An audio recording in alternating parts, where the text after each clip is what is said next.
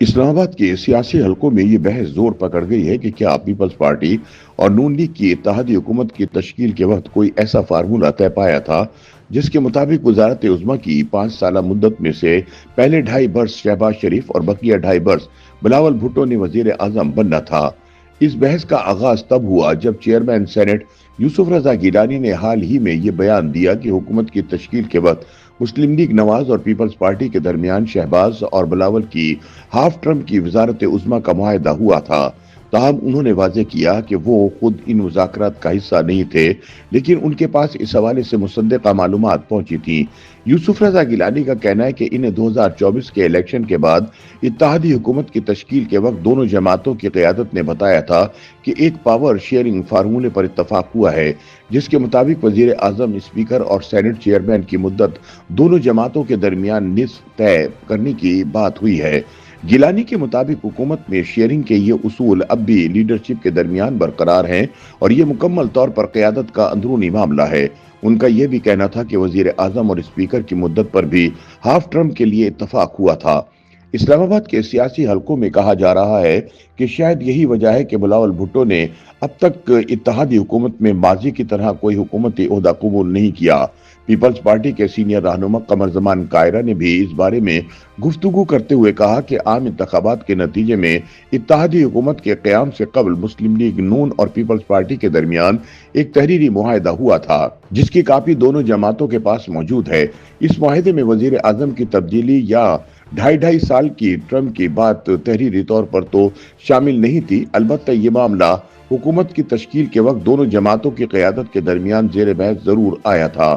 یہ تجویز بھی سامنے رکھی گئی تھی کہ 2.5 سال شہباز شریف اور 2.5 سال بلاول بھٹو وزیر اعظم ہوں گے۔ تاہم بلاول بھٹو کے قریبی ذرائع کا کہنا ہے کہ انہوں نے اتحادی حکومت کی تشکیل کے وقت ہی اعلان کر دیا تھا کہ الیکشن میں مسلم لیگ نون اکثریتی جماعت کے طور پر ابھری ہے اور وزارت عظمیٰ اسی کا حق ہے۔ ذرائع کے مطابق بلاول بھٹو نہ تو پہلے کسی حکومتی عہدے کے خواہش مند تھے اور نہ ہی اب ہیں۔ ادھر نون لیگی حلقے بھی کسی پاور شیئرنگ فارمولے کے حوالے سے لا علمی کا اظہار کر رہے ہیں۔ ان کا کہنا ہے کہ اگر ایسے کسی فارمولے کے تحت آدھی مدت کے لیے شہباز شریف کی جگہ بلاول کو وزیر اعظم بننا ہے تو کیا اس صورت میں آصف زرداری بھی آدھی مدت کے لیے صدر رہیں گے؟ اسی طرح کیا یوسف رضا گیلانی بھی آدھی مدت کے لیے چیئرمین سینٹ رہیں گے؟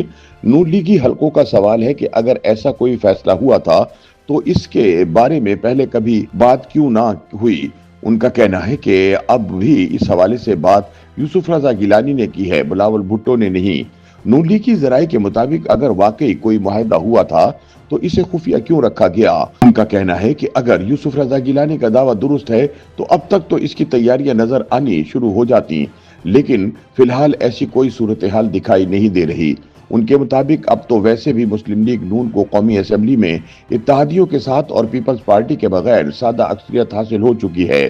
سیاسی تجزیہ کاروں کے مطابق اس وقت مسلم لیگ نون اور پیپلز پارٹی دونوں یہ تسلیم کرتے ہیں کہ ملک میں ایک ہائیبرڈ نظام حکومت چل رہا ہے، جس میں وزیر اعظم شہباز شریف اسٹیبلشمنٹ کے ساتھ بہت زیادہ ہم آہنگ ہو چکے ہیں، لہٰذا ایسا کوئی امکان نظر نہیں آتا کہ انہیں وزارت عظمیٰ سے ہٹا کر بلاول بھٹو کو ان کی جگہ دی جائے۔ تجزیہ کاروں کا کہنا ہے کہ ویسے بھی ملک کی معیشت بڑی مشکل سے سنبھلی ہے اور بیرون ملک سے سرمایہ کاری آنا شروع ہوئی ہے، لہٰذا اگر اس وقت حکومت تبدیل ہوتی ہے تو سرمایہ کاروں کا اعتماد متاثر ہوگا۔ اسی لیے کسی بھی قسم کی تبدیلی یا پاور شیئرنگ فارمولے پر عمل درآمد کے امکانات نہ ہونے کے برابر ہیں۔